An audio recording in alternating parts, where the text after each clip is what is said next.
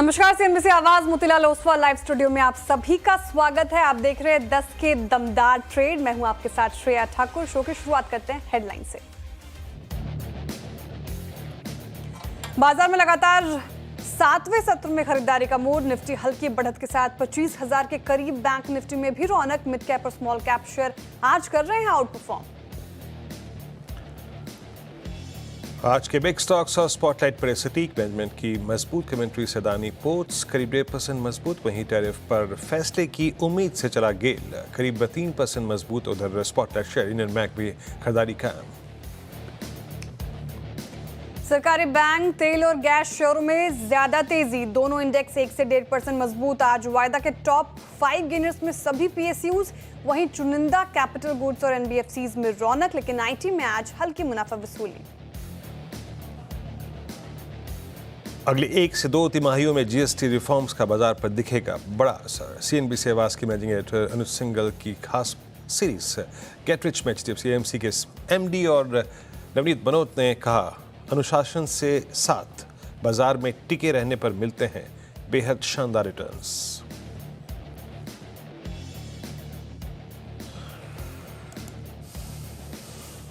स्वागत है आप सभी का 10 का दमदार ट्रेड में। और मार्केट्स शुरुआती स्लाइड के बाद अपने आप को संभालते हुए निफ्टी आईटी जो बैकफुट पे है 2 दिन की ताबड़तोड़ तेजी के बाद, उसका थोड़ा सा अगर आप देखें तो जो है ना वो प्रभाव निफ्टी विजिबल है। ये देखिए 2 दिन के ताबड़तोड़ तेजी के बाद आज एक रिट्रेसमेंट, आज थोड़ी सी मुनाफा वसूली, आज थोड़ा सा कूलिंग ऑफ। ये नेचुरल है, इसमें कोई दुराय नहीं है। तो वही एक निफ्टी पे इम्पैक्ट पड़ रहा है। वो 25,000 की दहलीज पार नहीं हो पा रही है। और बैंक निफ्टी आज एक्शन में ये काफ़ी लाजमी था अनुज कि निफ्टी आईटी आज थोड़ा सा राहत महसूस करेगा, थोड़ा सुस्ताएगा।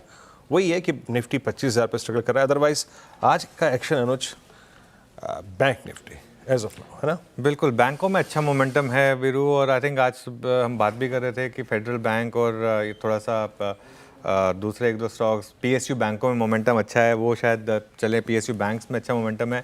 थोड़ा सा मैं आईटी से डिसअपॉइंटेड हूँ क्योंकि मुझे लग रहा था कि शायद थोड़ी सी और रैली बाकी हो यहाँ पर, लेकिन ठीक है, कोई नहीं। तो 2 दिन की बड़ी रैली के बाद थोड़ी प्रॉफिट बुकिंग आ गई, लेकिन अभी भी मार्केट, ठीक है, दिक्कत क्या आ रही है मार्केट की, वो जो बड़ा रेजिस्टेंस है ना निफ्टी का 25,000 का, उसको क्रॉस करने के लिए शायद थोड़ा सा अभी मार्केट को एक गैप अप की ज़रूरत है। उसके बाद ही शायद वो ट्रिगर हो।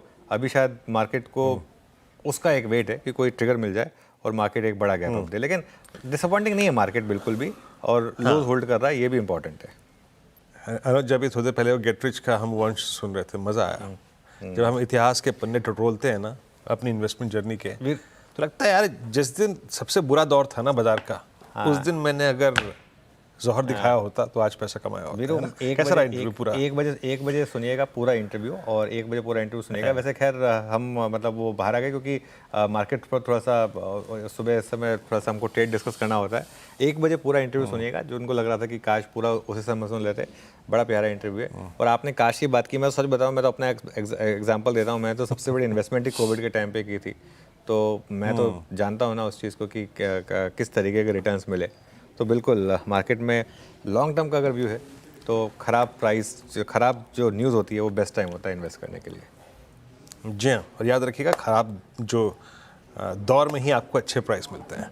खैर, इस पूरे इंटरव्यू को आप 1 बजे सुन सकते हैं। पैनल आपके स्क्रीन पर आएगा जो इस वक्त का है। अमित सेठ जी महाराज जी पिछले कार्यक्रम से इस कार्यक्रम में शिरकत करेंगे।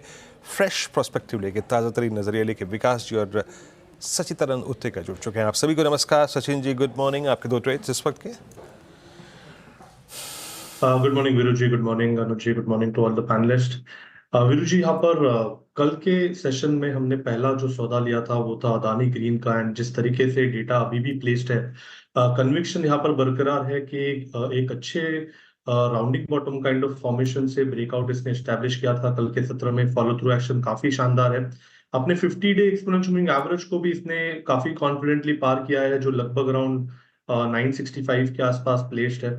तो मुझे लग रहा है जिस तरीके से मोमेंटम मिला है, जिस तरीके से डेटा अनफोल्ड हो रहा है, मुझे लग रहा है 1035 का जो टारगेट हमने नोटिफाई किया था वो यहाँ पर वेल इंटैक्ट है। स्टॉप लॉसेस को थोड़ा सा ट्रेल करने की सलाह होगी। 972 मुझे लग रहा है अभी फिलहाल एक आइडियल लेवल है जहां पर स्टॉप लॉसेस को ट्रेल किया जा सकता है ऑन क्लोजिंग बेसिस। एंड अभी भी फ्रेश खरीदारी करने की सलाह होगी। अदानी ग्रीन के फ्यूचर्स में स्टॉप लॉस आपको 972 पे लगाना है। पैटर्न का टारगेट 1035 पे वेल पोजिशन है। डिस्क्लोजर होगा कि हमने हमारे क्लाइंट्स को भी ये रिकमेंडेशन दी है। जो सेकंड स्टॉक है वो भी हमने सुबह सुबह रिकमेंड किया है। मुझे लग रहा है यहाँ पर गोदरेज प्रॉपर्टीज में जिस तरीके से डेटा है वहां पर एक अच्छी शॉर्ट कवरिंग मूव अनफोल्ड हो रही है। अगर हम इसका प्राइस एक्शन देखें तो अपनी 20 डे एक्सपोनेंशियल मूविंग एवरेज के आसपास से बार बार रेजिस्टेंस मिल रहा था। 2000 का वो लेवल है जहां पर कॉल राइटर्स काफी एडमेंट रहे थे। बट जिस तरीके से इसने इस पर्टिकुलर लेवल को ब्रेक कर दिया है, मुझे लग रहा है यहाँ पर उन पर दबाव होना चाहिए और उसके वजह से एक शॉर्ट कवरिंग मूव यहाँ पर अनफोल्ड होते हुए नजर आ रही है। आरएसआई पे ऑलरेडी वो ब्रेकआउट एस्टैब्लिश हुआ है। मुझे लग रहा है प्राइस पे भी जल्द ही वो कंफर्मेशन आ जानी चाहिए। तो यहाँ पर गोदरेज प्रॉपर्टीज के भी फ्यूचर में खरीदारी करने की सलाह होगी। स्टॉप लॉस आपको काफी छोटा लगाना है 1994 पे ऑन क्लोजिंग बेसिस, एंड खरीदारी करने की सलाह होगी गोदरेज प्रॉपर्टीज के फ्यूचर्स में 2100 के लक्ष्य के लिए। ओके, गोदरेज प्रॉपर्टीज़ ये एक आपकी पिक हो गई। चलिए अमित सेठ के पास चला जाए। Amit ji good morning. अमित जी बताइए आपकी 2 ट्रेड्स। जी अनुज जी, पहला ट्रेड रहेगा संवर्धन मदरसन। स्टॉक बड़े अच्छे से अपने 200 एमआ के ऊपर होल्ड कर रहा है, सारे की मूविंग एवरेजेस के ऊपर। पिछले कुछ सत्र में यहाँ पे डिलीवरी वॉल्यूम्स भी काफी हाई थे, तो इसे बाय करें। स्टॉप लॉस हमारा लगभग रहेगा यहाँ 99 रुपीज का और टारगेट्स रहेंगे 106 के। दूसरा स्टॉक एक कंटिन्यूशन ट्रेड है, नेशनल एल्यूमिनियम। नेशनल एल्यूमिनियम में 2 दिन का पुल बैक आया था ऑलमोस्ट 10 एमआ के आसपास, और वहीं से हम एक वापस अपमूव देख रहे हैं। It's an up trending stock, तो इसे बाय करें। स्टॉप लॉस यहाँ पे रहेगा 209 का और टारगेट्स रहेंगे 220 के। ओके, विकास जी गुड मॉर्निंग, आपके 2 trades. Good morning Virendra ji. देखो ओवरऑल मार्केट थोड़ा सा फ्लैटिश यहाँ पे देखने मिल रहा है एक दायरे में ट्रेड करते हुए, लेकिन स्टॉक स्पेसिफिक मुझे लगता है एक पॉजिटिव मोमेंटम देखने मिलेगा। कॉनकॉर यहाँ पे मुझे स्ट्रांग लग रहा है, यहाँ पे डेली चार्ट पे पॉजिटिव डाइवर्जन देखने मिल रहा है, तो मुझे लगता है एक अच्छा अपमूव यहाँ पे देखने मिल सकता है, वापस 200 डीएमए के तरफ अप्रोच कर सकता है। तो 551 पे कॉनकॉर को यहाँ पे बाय किया जा सकता है। 540 का इंपॉर्टेंट सपोर्ट आज के दिन में देखने मिल रहा है, तो 540 के स्टॉप लॉस से इसको बाय किया जा सकता है। पहला जो टारगेट यहाँ पे निकल के आ रहा है 578 का है, तो टेक्निकल फ्रंट पे तो ये बहुत अच्छा लग रहा है और यहाँ से एक अच्छा मूव मुझे लगता है आते हुए देखने मिल सकता है, तो कॉनकॉर को यहाँ पे बाय किया जा सकता है। दूसरा रहेगा बीएमएल जो डाउनवर्ड ट्रेंड लाइन है डेली चार्ट पे, वहां पे एक फ्रेश ब्रेकआउट 4090 के ऊपर देखने मिल रहा है। अभी फिलहाल तो उसी इंपॉर्टेंट ब्रेकआउट पॉइंट पे ये ट्रेड करते हुए देखने मिल रहा है, और जो मोमेंटम इंडिकेटर है ये भी यहाँ पे एक पॉजिटिव क्रॉसओवर देखने मिल रहा है, तो मुझे लगता है एक अच्छा अपमूव यहाँ पे बीएमएल में आते हुए देखने मिल सकता है। ऊपर में जो टारगेट है जो 4240 के आसपास देखने मिल सकते हैं, तो 4200 के ऊपर की रेंज यहाँ पे आते हुए देखने मिलेगी। 4030 का इंपॉर्टेंट स्टॉप लॉस यहाँ पे देखने मिल रहा है। लास्ट कुछ दिनों में इसी रेंज को इंपॉर्टेंट देते हुए पुल बैक रैली देखने मिल रही है, तो 4030 के स्टॉप लॉस से बीएमएल को बाय किया जा सकता है 4240 के टारगेट। बीएमएल को बाय किया जा सकता है। चलिए मानस के पास चला जाए। मानस जी बताइए आपकी 2 पिक्स इस समय की। तो अनुज जी, पहला बीएचईएल है जहां पर inverse head and shoulder pattern का ब्रेकआउट है, तो भेल में खरीदारी करने की राय रहेगी। 221 रुपए का स्टॉप लॉस लगाएंगे। 234 रुपए 234 के टारगेट्स पॉसिबल है। दूसरा स्टॉक आरईसी लिमिटेड का है। आरईसी में फ्लैग पैटर्न का ब्रेकआउट है, 20 डे मूविंग एवरेज के ऊपर निकला है, तो 370 के स्टॉप लॉस से आरईसी लिमिटेड में खरीदारी करेंगे। 385 के टारगेट सेट करेंगे। 370 रुपए के स्टॉप लॉस लगाएंगे। ओके चलिए अब काम करते हैं, आगे बढ़ते हैं। हमारे साथ बिग मार्केट वॉइसेस में फर्स्ट ग्लोबल की चेयरपर्सन और मैनेजिंग डायरेक्टर देवीना मेहरा जुड़ी हैं। उनसे समझते हैं कि मौजूदा बाजार में उनकी क्या रणनीति है। देवीना जी गुड मॉर्निंग। तो बाजार ने काफ़ी कुछ सहा, वो टैरिफ वॉर, उसके अलावा एफआई की सेलिंग, इसके बावजूद मार्केट गिरा नहीं। आप ये कह सकते हैं कि बहुत ज़्यादा चला नहीं, लेकिन गिरा नहीं। अब क्या थोड़े से समीकरण बेटर हो रहे हैं, और इस समय आपका मार्केट पर क्या व्यू रहेगा? हाँ, गुड मॉर्निंग। तो टैरिफ जो विदेशी टैरिफ थे वो तो उसमें नेगेटिव खबर थी, पर अच्छी खबर भी आई है जो अपने टैरिफ है जो कि जीएसटी पे। तो जीएसटी का तो अधिक लगभग सभी कंपनीज पर असर आएगा। जो अमेरिका के टैरिफ थे वो लिस्टेड स्पेस के हिसाब से देखें तो बहुत कम इंडस्ट्रीज और स्टॉक्स को प्रभावित करते हैं। तो मैं तो कहूँगी नेट नेट तो खबर अच्छी ही रही है, इतनी खराब तो कुछ रही नहीं। ये जरूर है कि कुछ हद तक जो इंडेक्स में नजर आता है कि कितना रेजिलियंस रहा, कितना इंडेक्स टिका रहा, वो स्टॉक लेवल पर स्थिति थोड़ी भिन्न है। कल भी हम लोग देख रहे थे कि आप चाहे 500 देखें या स्मॉल कैप या मिड कैप इंडेक्स, तो इंडेक्सेस तो ऊपर से 6 से 9% गिरे हैं, लेकिन अभी भी जो मीडियन स्टॉक है, जो बीच का स्टॉक है, वो 22, 25, 26% गिरा है। 20% से अधिक स्टॉक ऐसे भी हैं जो 50% से भी ज्यादा घटे हैं। तो इसीलिए शायद आपके दर्शकों को ज्यादा दुख दर्द महसूस हो रहा हो, जो इंडेक्स में पूरी तरह से कैप्चर नहीं होता है। तो देवीना जी, इस समय मार्केट में, भारतीय मार्केट में आप कहाँ पर मौके ढूंढ रही हैं? आपके हिसाब से अपॉर्चुनिटीज कहाँ हैं? देखिए, कुछ चीजें तो हम लोग कुछ समय से ही ओवरवेट है। मैं बोलूंगी 1.5 पौने 2 साल से फार्मा, हेल्थ केयर और ऑटो कंपोनेंट्स, इसमें तो ओवरवेट रहे हैं हम लोग 2024 के शुरू से ही लगभग। और उसके अलावा जहां पिछले कुछ महीनों में वेटेज बढ़ता गया है, वो है एफएमसीजी। तो ये बैंक में ओवरवेट नहीं है, पर पहले से ज्यादा होल्डिंग है। तो लगभग यही हमारी पोजीशनिंग बनी हुई है। केमिकल्स वगैरह में तो आपको स्टॉक बाय स्टॉक जाना पड़ता है, तो उसमें कुछ नए पिक्स आए हैं पिछले 2 रीबैलेंस में, पर वो सेक्टर का कॉल नहीं होता। Okay, that's a stock specific call. अच्छा मैम, आपने ये जो, देवीना जी नमस्कार, पहले तो वीरेंद्र बोल रहा हूँ। एफएमसीजी में आपने बात कही, ये मैम थोड़ा वाइट गुड सेगमेंट में आपका रुझान कैसा है इस बार? हाँ, वाइट गुड में एक दो स्क्रिप्ट्स तो आके डोमिनेट कर रही हैं, but not sector as a whole. White good पे आपका टेक, यहाँ पर भी आपने कोई सेक्टोरियल कॉल ली है या फिर स्टॉक स्पेसिफिक? अभी सेक्टर एज अ होल पे तो ऐसा कोई बहुत विशेष पॉजिटिव बना नहीं, पर मे भी अभी देखते हैं। अब सितंबर में फिर एक बार, सितंबर अंत होने के बाद एक बार फिर रीबैलेंस करेंगे, तब एक बार फिर देखेंगे। अभी ऐसा उभर के नहीं आया है कि बहुत ही अच्छा लग रहा हो सेक्टर की हम लोग अभी बीच तिमाही में उसको देख के ऐड करें, ऐसा कुछ। ये जरूर है कि ये सब जीएसटी वगैरह से फायदा होगा। जीडीपी का नंबर तो थोड़ा सा मिक्स्ड ही मैं कहूंगी। मतलब हेडलाइन तो बहुत अच्छी थी, लेकिन आप मेजर तो करते हैं नॉमिनल जीडीपी, उसमें जो डिफ्लेटर लगाते हैं, उसमें भी आपका कंज्यूमर प्राइस का डिफ्लेटर नहीं होता। वो एक वेटेड एवरेज होता है, कंज्यूमर प्राइस इंडेक्स और होलसेल प्राइस का। उसके कारण वो बहुत कम मुद्रास्फीति की दर नजर आई, और जिसके कारण वो नॉमिनल से आप जब रियल जीडीपी पे आते हैं तो वो नंबर बहुत अच्छा नजर आया। लेकिन चाहे कंपनियों के नतीजे हों या टैक्स कलेक्शन हो, ये सब नॉमिनल जीडीपी पर निर्भर करता है। तो वहां पर मैं बोलूंगी थोड़ा मिक्स्ड ही पिक्चर थी। और लेकिन जीएसटी तो खैर फायदेमंद है, उसमें तो कोई दो राय नहीं है।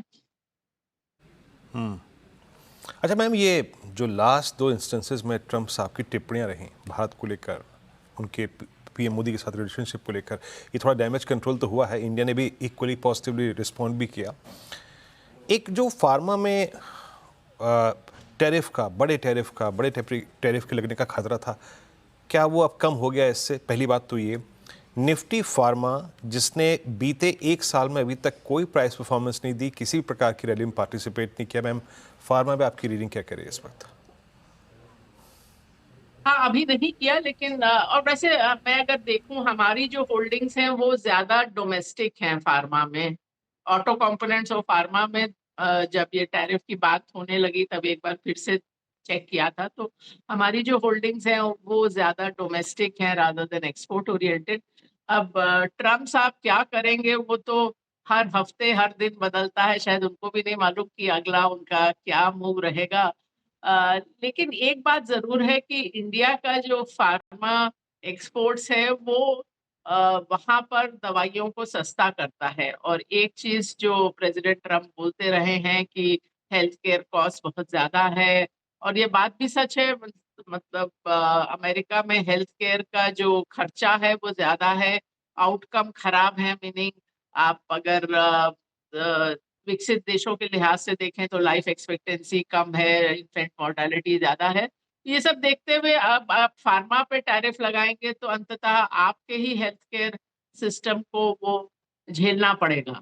तो वो मुझे हमेशा से मेरा ये मानना रहा है कि शायद वो नहीं लगाए फार्मा पे कोई बहुत बड़ा टैरिफ, कि वो उनके ही हेल्थ केयर कॉस्ट को और बढ़ाएगा। ओके देवीना जी, इवन बिफोर जीएसटी कट आपका एक ओवरवेट स्टांस था ऑटोज, एफएमसीजी, डोमेस्टिक कंजम्पशन को लेकर। अब जीएसटी कट के बाद हमने एक बड़ी रैली देखी है इस पूरी की पूरी स्पेस में। क्या ये स्पेस आगे भी लीडरशिप प्रोवाइड कर सकती है मार्केट के लिए? हाँ, अभी ऐसा लगता है। हमारा पहले ओवरवेट ऑटो कंपोनेंट्स में ज्यादा था, अब धीरे धीरे ऑटो कंपनीज भी बेहतर लगने लगी हैं। और एफएमसीजी में, हाँ मतलब एफएमसीजी में एक्चुअली बीच में 1.5 साल कंजम्पशन खराब था, और पिछले 6-8 महीने में वैसे भी कंजम्पशन एक्सिलरेट हो रहा था। और मेरे लिए जो दूसरी चीज सबसे महत्वपूर्ण थी कि मुद्रास्फीति की दर घट रही है, इन्फ्लेशन घट रही है, और खास करके कच्चे तेल और इवन खाद्य पदार्थों का दाम घटा है। ये नहीं कि उसमें इन्फ्लेशन कम हुई है, वो दाम घटे हैं। तो वो सब में वो जो आपका घर का बजट है उसमें ज्यादा जगह बन जाती है एफएमसीजी खरीदने के लिए।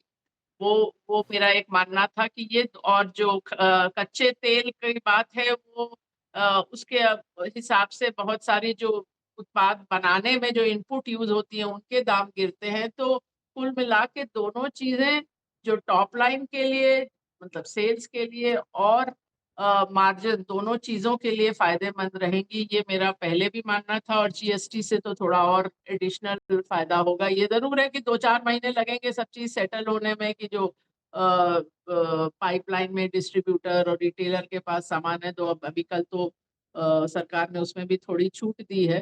तो ये जरूर है कि मैंने पहले ये सोचा था, खाली इन्हीं 2 सेक्टर के लिए नहीं, कि ओवरऑल आपका दूसरी तिमाही से नतीजे बेहतर होंगे। अब वो थोड़ा बहुत आगे चला जाएगा, क्योंकि जब तक ये सारी खबरें आई हैं, अब सितंबर तो आधा निकल गया है, तो बहुत समय बाकी नहीं है।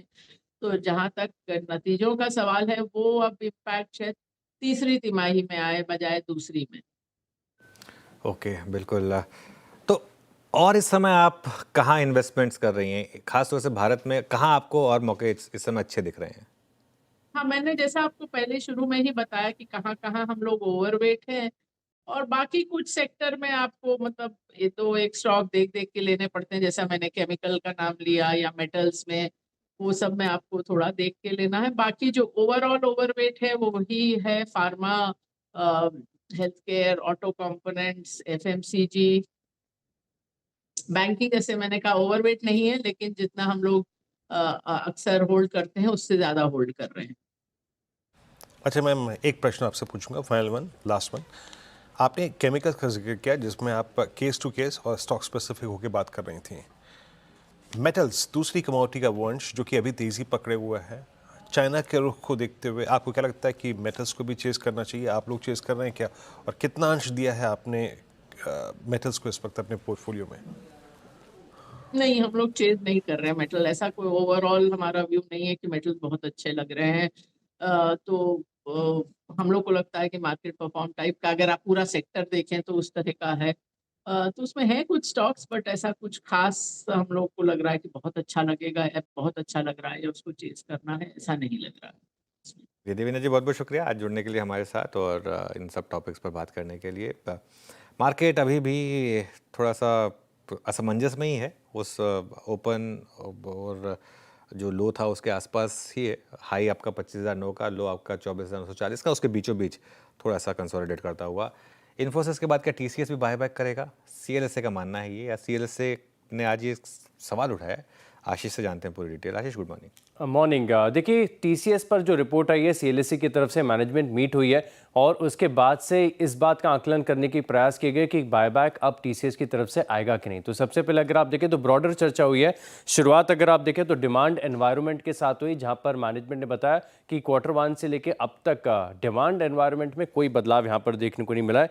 इनफैक्ट अगर आप देखें तो एआई का जो ट्रांजिशन चल रहा है, इसको लेकर मैनेजमेंट पॉजिटिव नजर आ रहा है। बता रहे कि रेवेन्यू में ग्रोथ यहाँ पर बढ़िया देखने को मिल सकती है।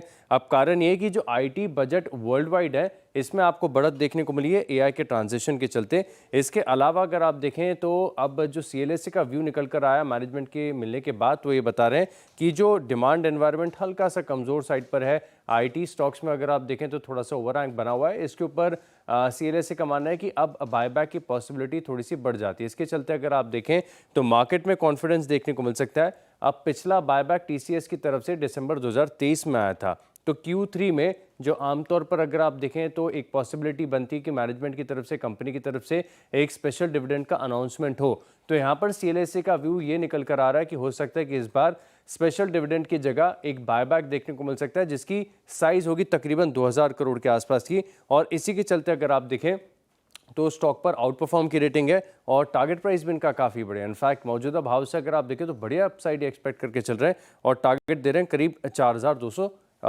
4,280 रुपये के करीब का। ओके, 4280 का टारगेट यहाँ पे।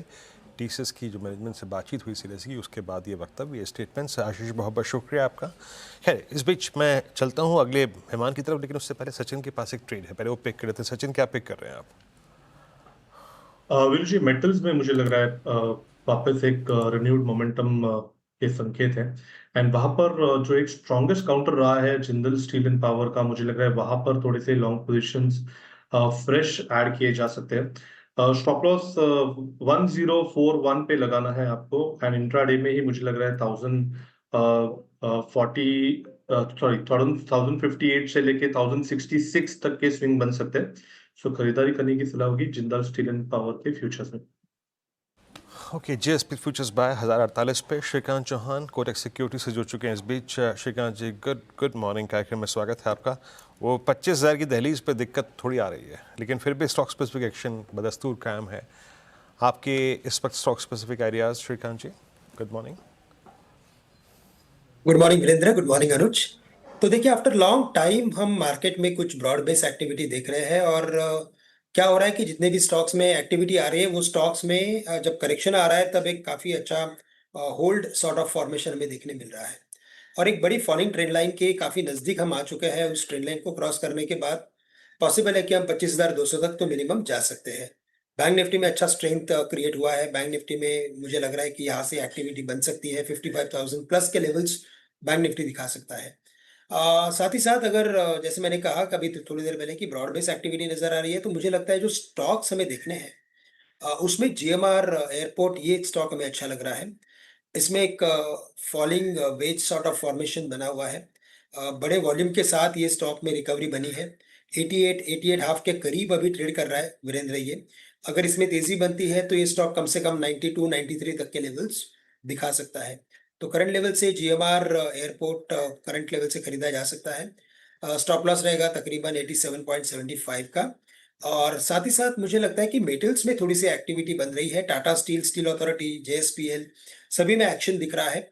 तो स्पेसिफिकली स्टील अथॉरिटी हमें लगता है कि इसमें काफ़ी अच्छी एक टेक्निकल फॉर्मेशन बनी है और ये स्टॉक में अगर तेजी बनती है तो ये स्टॉक कम से कम 136 137 के लेवल्स दिखा सकता है। करंट लेवल से सेल को भी खरीदा जा सकता है। स्टॉप लॉस यहाँ पे रखना पड़ेगा हमें at 128। Shrikant, good morning. IT space में आपका कोई व्यू या कोई स्टॉक जो आपको पसंद आ रहा हो? Good morning Anuj. तो देखिए, वैसे जितनी भी मैं रिकमेंडेशंस देख रहा हूँ आईटी के लिए, वो इन्फोसिस, कोफोर्ज से मिलती जुलती रहती है और हमें भी लगता है कि टेक्निकली इन्हीं स्टॉक्स में तेजी बनी है और शायद तेजी बनेगी। काफी अच्छा हायर बॉटम फॉर्मेशन इन्फोसिस में बना हुआ है। 1510 1520 के रेंज के आसपास कंसोलिडेट कर रहा है, लेकिन ओवरऑल हमें लगता है कि ये स्टॉक 1620 1630 तक के लेवल्स दिखा सकता है। कोफोर्ज में काफी अच्छा फॉर्मेशन है और ये स्टॉक इनफैक्ट दिखा रहा है कि यहाँ से ये 1850 से लेकर 1900 तक के लेवल्स भी दिखा सकता है। तो कोफोर्ज और इन्फोसिस ये हमारी टॉप पिक रहेगी from technology space. All right, चलिए श्रीकांत, शुक्रिया आज हमारे साथ जुड़ने के लिए और इन सब स्टॉक्स पर बात करने के लिए। मार्केट एकदम फ्लैट है, लेकिन एक सेक्टर जहां एकदम से थोड़ा सा स्विंग आ रहे हैं वो है मेटल्स। एक बार आप मेटल्स इंडेक्स देखिए, अभी शो पर भी पिक किए गए काफ़ी स्टॉक्स। नैल्को देखिए, अब एफएनओ का टॉप गेनर। इसके अलावा हिंदुस्तान जिंक में अच्छा मूव आ रहा है, ये स्टॉक थोड़ा सा भागता हुआ। इसके अलावा बाकी एक दो कमोडिटी स्टॉक्स BPCL, HPCL यहाँ पर भी रैली आई, सेल अच्छा खासा चला। आज सुबह का हमारा बिग स्टॉक अदानी पोर्ट यहाँ पर अच्छे मूव्स हैं। गेल एक और आज का बिग स्टॉक गेल देखिए आप, अब ऑलमोस्ट 3% ऊपर है। तो ऐसा नहीं है कि मार्केट में मौके नहीं है, आज भी आपको काफ़ी मौके मिले हैं और आई एम श्योर कि आपने लिए भी होंगे। इस शो को समेट रहे हैं और इसके बाद श्रेय और कंचन आपके लिए लेकर आएंगे ट्रेडर्स हॉटलाइन।